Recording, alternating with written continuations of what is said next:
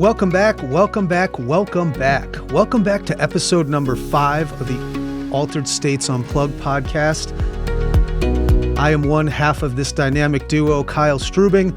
I am here with my wife partner, life partner, everything partner, Jojo Strubing. Jojo, baby, how we doing today? I'm good. I'm glad we're back for more. We're back at it again in studio. Again, I'm getting used to this. I kind of like this. It's been fun.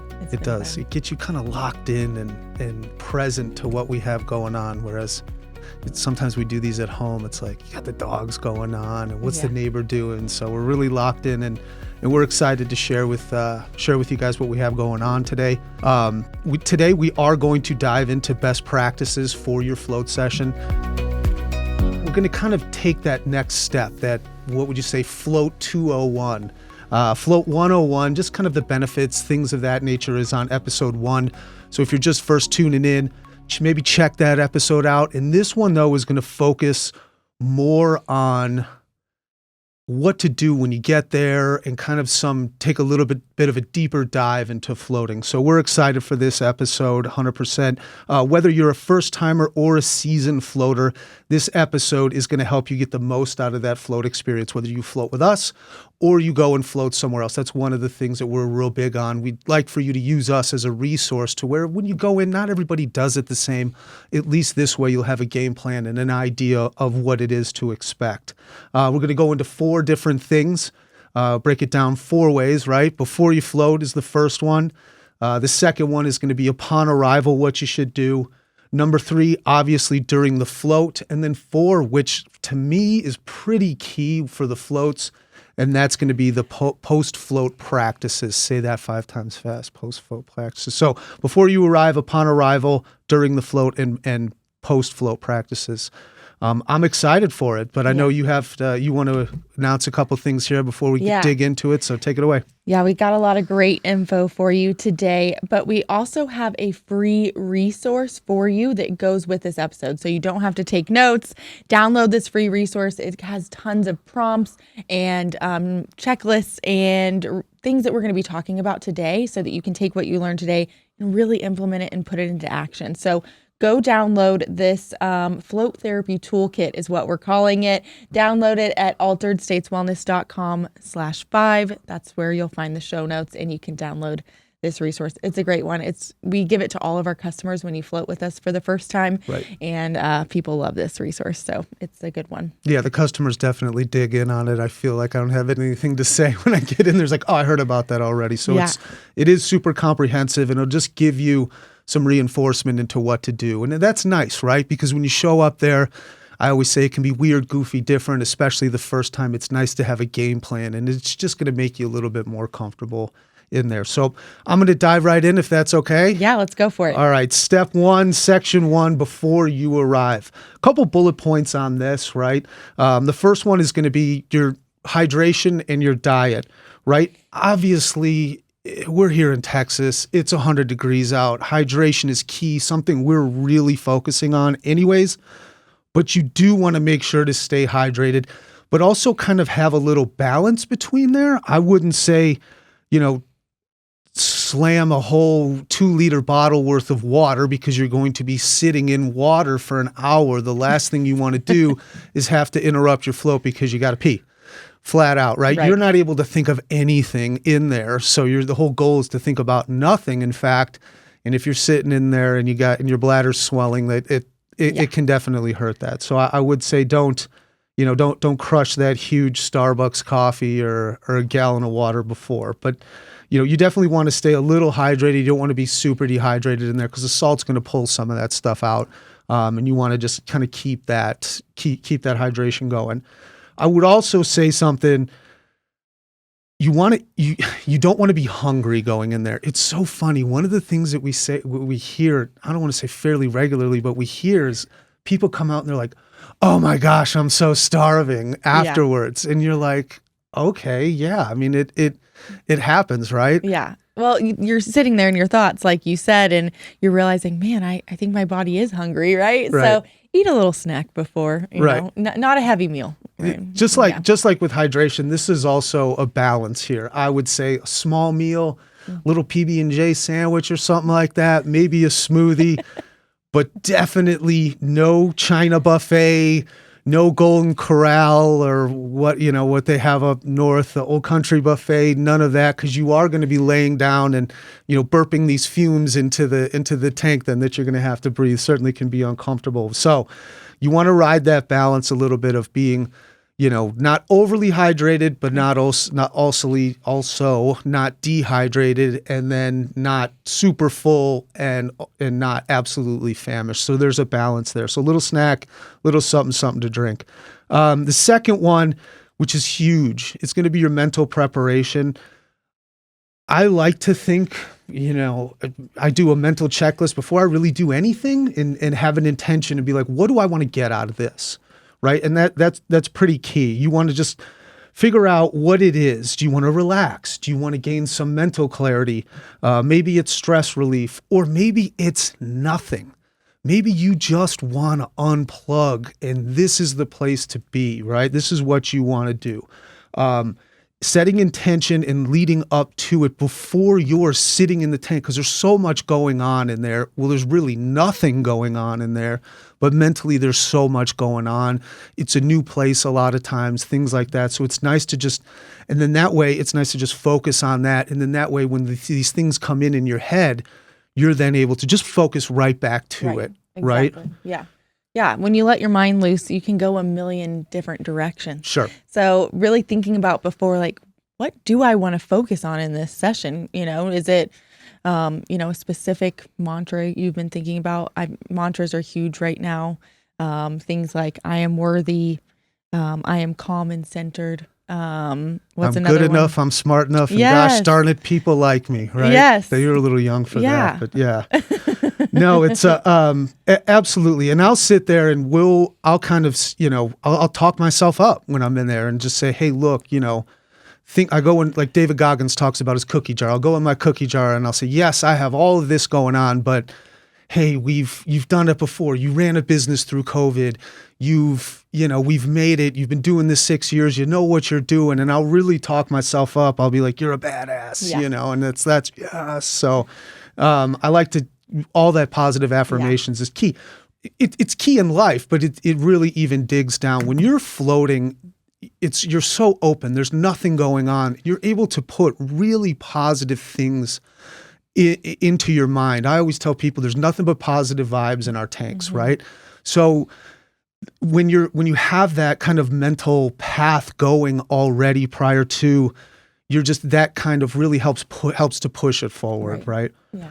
So another thing that we also talk about big time is that visualization and manifestation, right? So what we want to do is before you get in the tank, you want to just take almost a mental inventory. Jojo and I talk about this all the time, right? We'll sit here and have a conversation and we're like, all this is going on. We can't find a solution. And then we'll just take a step back, and be like, we'll float about it. Yeah. So we'll float about it, make a mental note. And we'll kind of touch on this later. I'll even journal about it and just kind of say, hey, this is what I have going on, right? And this is what I would like to address in there, right? So if you have a big decision coming up that you've been thinking about, maybe spend some time in the tank, just letting your mind go, and you'll be amazed. Like when you don't have these distractions and other things going on, like the answer seems to come to you a lot. It's or something you haven't thought of before. And like you said, presentations. Love doing that in there. Like when we have something coming up, like even these podcast episodes, I might kind of brainstorm and think of other things that I want to talk about. And we have a lot of athletes that come and visualize their games. Right. Absolutely. Absolutely. I think we'll get into a little bit more, but yes, we have a whole shtick that we go over for that. And I can talk about that in one of the next sections here. The third and final one before you arrive is going to be your personal care tips to ensure a positive experience, right? You do want to avoid shaving or waxing the day of to prevent some type of skin irritation. It can be a little rough, right? Obviously, I don't have that problem. Doesn't really apply much to me. But you don't want to shave your legs, things of that nature. It can't, with the salt content, it can kind of irritate some of that. And then the other thing is just we want to recommend avoiding caffeine and other stimulants. Maybe skip that afternoon coffee or that Red Bull. Now, if you're looking for a little bit different float, that you want to stay a little bit more active and awake and you don't want to fall asleep there in the tank, that might not be a terrible idea, but you want it once again back to that balance, right? You don't want to sit in there, all pumped up and fired up like I am right now, you know what I mean? And then you're just in there in your own head and your body gets restless, right. And you don't want that. Right. Yeah. I've seen customers walk in a time or two holding a big old coffee. I'm like, maybe you want that in the fridge for after. Yes. Yeah. You want to it's all about balance in there. That's one of the biggest, kind of overarching themes here. But yeah, so before you arrive, focus on hydration and diet. 2, mental preparation. 3, personal care tips to ensure that positive experience, right? Yeah. And the mental preparation doesn't have to be huge. We're talking like on the way or that day of, just maybe bounce around a couple ideas, things that you want to focus on. Right. It doesn't have to be like this big, huge preparation homework. Yeah.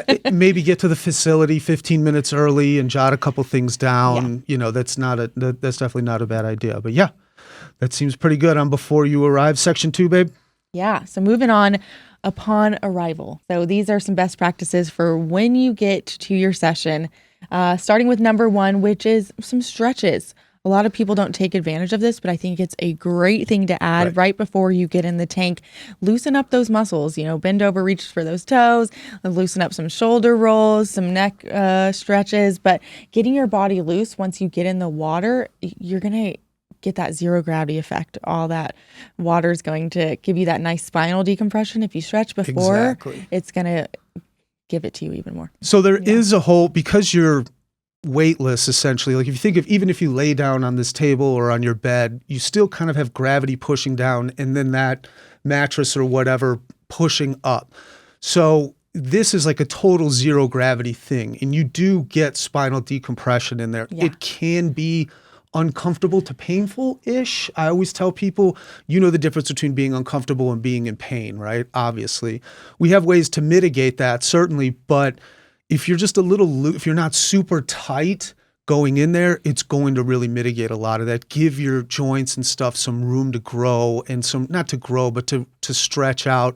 So definitely you want to, just get those shoulders working, move your back a little bit, things like that. Maybe stretch your hamstrings a little, just kind of get a little easy flow going. I naturally feel better when I stretch anyway, so it all goes together. It does, yes. The next thing is you really want to set yourself up. And the first time I floated, I didn't know what I was going to need. So I try to point that out for our newbies. But, putting a towel nearby. We always put towels inside of the float tank. So if you do accidentally scratch that eye and get some salt in there, you've got that right there to grab. But if you're at a float center that doesn't have a shelf, put a towel near you. Right. That way you can grab it right as you open the door. Also, when you're done, you might be a little cold, so you want to grab that towel right away. That can be helpful. We provide neck noodles for people that kind of have a hard time relaxing into that zero gravity effect and maybe are straining their neck, right? So grab that ahead of time if you know you're going to need it. We've got vitamin A and D packets for any scratches or blisters. Put that on if you know you've got them so the salt won't burn you. Just things like that. Don't rush into the tank. Right. Take your time. Make sure you're set up, because if you get in there and it's not a good experience, then what's the point, right? Most float centers should have all this. I mean, anybody worth their weight will have this, but it's just nice to kind of know, this is kind of 101 for us on customer orientation for sure.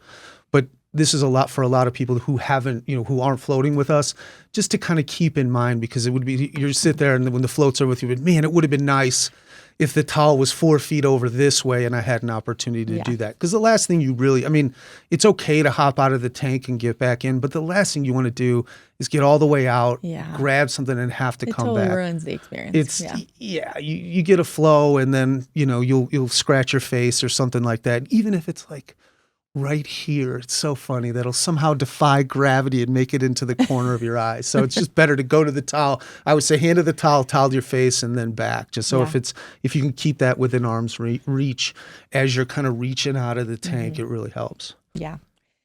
Yeah. And then lastly, when you arrive, is turn off the phone. Turn it off. Don't put it on vibrate. Just turn it off for your session. I've walked by down the hall before and heard phones going off and people are in the tank. I'm like, I know they probably hear that, or, you don't want any distractions. That's the whole reason you're here, is to remove distractions. So turn off the phone, set it aside 1 hour. You're going to be okay. I think even the physical act of doing that mentally just brings you into that space that it's time to truly turn off, and you're not worried about it, and subconsciously you're not checking or listening for it, because that's really what we're trying to do, is block out all of that stuff. That's a good point. Yeah, I like that. Awesome. Let's talk about during the float session. So during the float session, the most important thing which you're going to want to do is find your ideal position, right? So you can float kind of different ways. Obviously, you're floating face up. I know this goes without saying, but we've had people come out all with their eyes irritated. They didn't really understand because they thought they were supposed to float face down. And that's not what we're going for. So obviously, you're floating face up. I tell customers, I'll kind of get in there. My routine is I'll just get in, get down. I'll kind of float with my hands over my head, hands to the side. I'll push off the side and just do that whole thing, and think like, what the heck did I get myself into? And then eventually I'll settle in here with my hands kind of to the side, almost like you're laying down and all that stuff. And that allows you to, you'll start like I said before, with a little spinal decompression, but typically, you want to find that comfortable spot. Some people find that it's great to float with their hands over their head because maybe they have shoulder issues or whatever it may be. So just I like to do that, especially in the beginning. Yeah. Everybody always puts their hands to the floor, right? You got to make sure there's something underneath you. Yeah. So whatever helps you get your bearings, do it. And I will say with that, especially, you want to be like Elsa and let it go, right? You don't want to be holding yourself up. There is a literal 1,000 pounds of salt in there. Let the salt do its thing. So be like Elsa and let it go, right? I like that. The second most important thing for me is breathing techniques, right? Have a game plan of what you're going to do. If you're a yogi or somebody who's real familiar with meditation, things like that, we'll touch on the meditation practices, but you want to have that go-to thing for when your mind is racing, you can just go back to it, right? So we really focus on box breathing. Which is 5 in, hold for 5, 5 out, hold for 5. So think of it like a box, real simple, real easy, something super easy to remember. It's not some Wim Hof thing where you're, no, it's just, and if you can't make it to 5, 3, whatever that number looks like to you. I mean, just deep, relaxing breaths. Right. Anytime you wander or think about something that maybe isn't the most pleasant thought, bring it back to your breath. Real simple. Kick it out, move right back to that breath. Yeah. And that will really help you engage those theta brain waves. So then you can kind of, what I like to say, take off and enter into that theta, that calm state. But you're able to just bounce off, kick it off to the side and focus right back on that breath as your mind starts to race. That's a big thing. Right. That's a big thing. Number 3, moving right along, mindfulness and meditation practices. Remember the intention that you set, okay? Yep. So refer back to that. If you're just in there, I don't know what's going on, this is overwhelming, refer back to that in those mantras, I'm a beast, I am calm, all that good stuff, right? Yeah. Yeah, that's why we told you to set that intention. So in this moment when you're in the tank and you're like, what do I think about? Right. Well, you've already thought of something, right? Right. Absolutely. Absolutely. And then I always like to, so we say to focus on like a peaceful scene, maybe somewhere that you've been before. I always say focus on a positive memory. I love doing this. I think about when I was a kid, we were, I grew up in Chicago and we lived right by a river and it used to freeze over. And I can remember ice skating and stuff like that. Super positive memories for me. Yeah. And that really just brings it back, brings a lot of joy to me. I don't know. There's something about that. It's like this go-to vision and experience that I have. Yeah, I did a lot of EMDR therapy in my past. And that was a big thing. And they would always have you visualize, somewhere that you felt at peace and calm. And I remember for me, it was always, Crested Butte, our favorite lake there. And so when I'm in the tank, a lot of times I will just go back to that spot and think about like, what did I feel while I was there? What did I see? What did I smell? What did I hear? And going through all those senses while I'm visualizing that peaceful place that I've been, it really almost takes you back. Right. Absolutely. So it's really just, these are tips for staying present and just quieting your mind, whether it's through, thinking of yourself physically in that place, or with the breathing, just deflecting, right? And that's what it is, right? You're just deflecting off of all this negativity, anxiety, whatever, back to that calm, back to that mantra, which is the breath. Yeah. Yeah. Right. So that was a big thing for us. Yeah. And it's the same thing as like visualizing the presentation or the game. Like, sit there and physically think about, where am I standing? What am I looking at? Who am I talking to? How do I pronounce that word? Or, what am I smelling? What am I hearing? Thinking about those senses and actually reenacting, that presentation or a game or whatever it is coming up, that hard conversation that you're going to have, that's what's going to help you within those visualizations. So one thing that I've really kind of grabbed onto that I love, right? I played sports as a kid, all that good stuff was when we started getting more popular, we had a lot of like pro athletes come in, and we had a lot of college athletes. We actually had an entire football team come in. I don't know if I can say it or whatever, but I've gotten to talk to a lot of like the sports psychology people. And the big thing that they talk about is visualization and manifestation, something that we preach insanely there. Put yourself, as you've gone through and done this kind of mental inventory in the beginning, you could sit here and say, what is giving me anxiety, right? And if it's, well, I got to make this call, or I got this sales call that I got to make happen, and obviously that's on my brain, right? So that's what I keep talking about. I will visualize myself in that position, right? Even down to what the grains in the carpet look like to that detail. I will put myself in that position and I will manifest it forward, right? And it's only for the positive. Right. There's nothing but positive. Once again, there's nothing but positive vibes in these takes. All of the pros, when we talked that college football team, they were talking about visualize the ball coming in, the laces spinning around, you high point catching the ball, tucking the ball, turning up the field, and the cotton bowl goes crazy, right? Yeah. And it's just like, it's so empowering. And we use this tool, it's pretty advanced, right?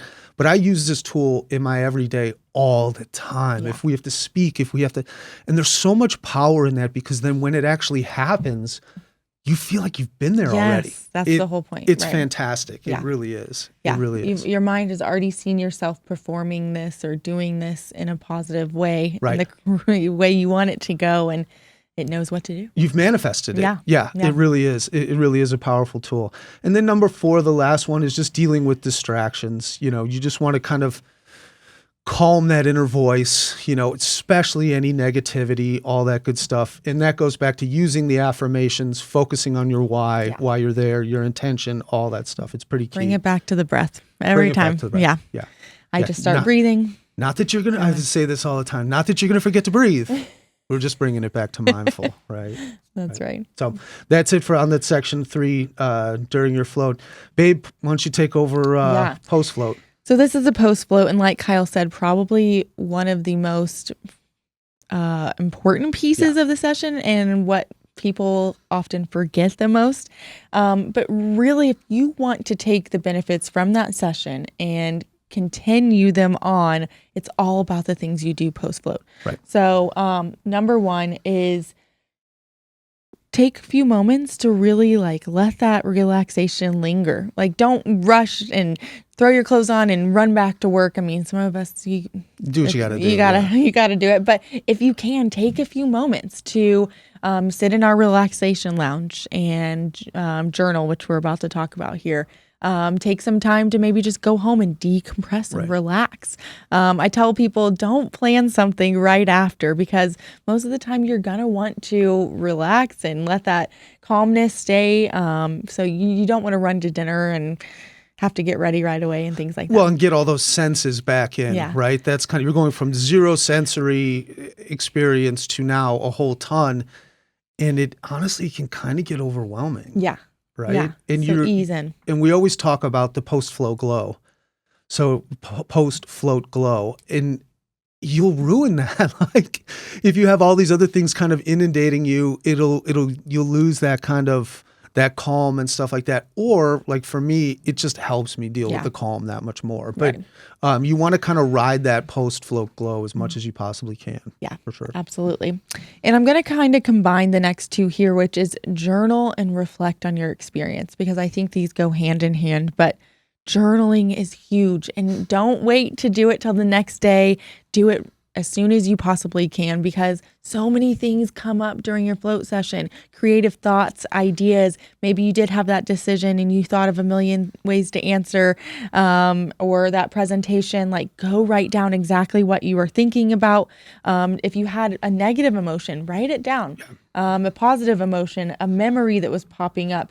And then the more you do this, what's really cool is when you start going back and looking at all your journal entries from your past 4 floats, and you'll see, hey, I'm having a lot less negative emotions or thoughts, or man, the same exact memory keeps popping up. Maybe I need to dig into this in a therapy session or whatever it is. But journaling really helps you take that next step and really take it further, right? Think about, how did you feel physically? How did you feel mentally?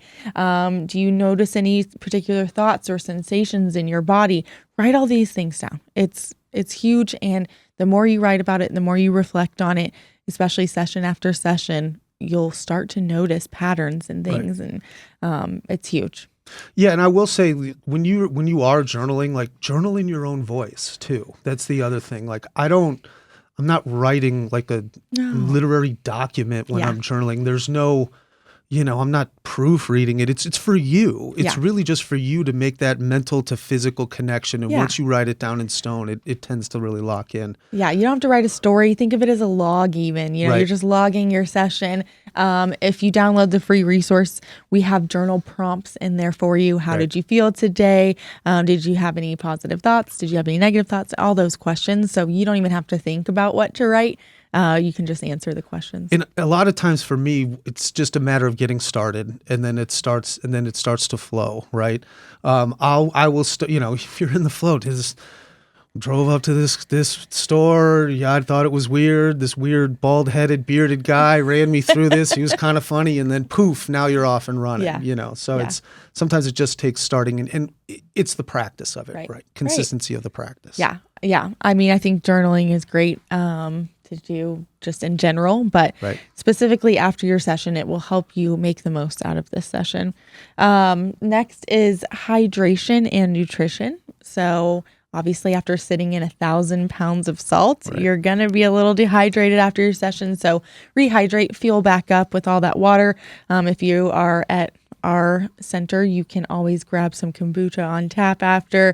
That's always a good way to replenish. And then, most people leave hungry. So fuel back up with a light snack.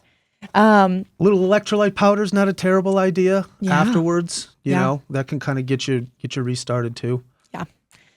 And then lastly is integrating the benefits into your everyday life. So if you find that you are feeling stressed or overstimulated in a moment, close your eyes, take those deep breaths, and bring yourself back to some of those positive visualizations that you had in the tank. So if you were thinking about a positive memory while you were in there, or a positive affirmation that you repeated, a lot of times if we close our eyes, we can take ourselves back to that. And that's the huge power of floating, right? Is bringing your body back and teaching your body how to remove that stimulation no matter where you are, right? So remember that you just taught your body that for an hour, how to relax and how to remove all that stimulus. So use it in the real world. When you go to work the next day and things are getting a little stressful, maybe go to the bathroom, take a few minutes to take those deep breaths and bring yourself back to that calmness you felt in the tank. So you're just bringing that back into your normal life.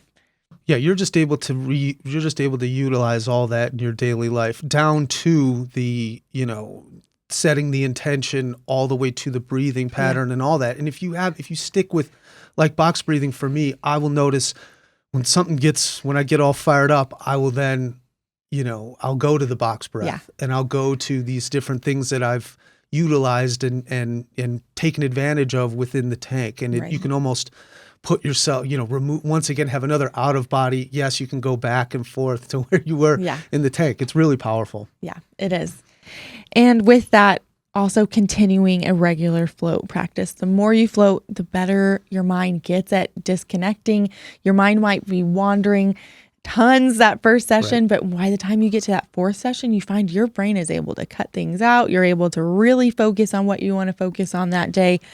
So it gets better. So consistent float sessions, depending on what you're looking to accomplish, that could be weekly, that could be monthly, could be every 6 weeks, whatever that looks like for you, but try to find some sort of consistent routine because you'll get more and more benefits from it. Yeah, absolutely. That was a good one. So let's put a bow on this. Yeah. We'll recap it. I'll run it down for you. Really just breaks down into four critical categories here. That's before you arrive, upon arrival, during that float, and the post float practices. I'm gonna get it right eventually here. Within that first section before you arrive, hydration and diet, guys, key. Get a little something to eat, not a ton. 2, that mental preparation. Set that intention for sure. 3 is the personal care tips to ensure that positive experience, shaving, all the sort, right? Number 2, upon arrival, do those stretches. Get yourself set up. Make sure that the towels and everything are lined up for you. Turn off the dang phone, right? 3, during the float, you want to find that ideal position. You want to focus on those breathing techniques, focus on that mindfulness, as well as dealing with, and then lastly, you want to deal with the distractions. Get rid of the phone, all that good stuff. 4, after the float, post-float relaxation. Keep that post-float glow going. Reflect on the experience while journaling about it in all caps, right? Get your hydration and nutrition back on point, and then you want to integrate those benefits into your daily life. So I think we've covered it. Yeah. Right? Yeah, a lot of info. Remember, you can't get your session wrong. So even if you just take a couple of these things and implement them, you're doing good. Don't forget to go download our free resource at alteredstateswellness.com/5. This is going to allow you to put everything you've learned today into action. It's going to give you prompts for setting that intention, prompts for journaling after, and everything else that you need to know. So you can remember it there. So go download that. And as always, come float with us at alteredstateswellness.com. You can book your session there. Can't wait to see you guys. Thanks.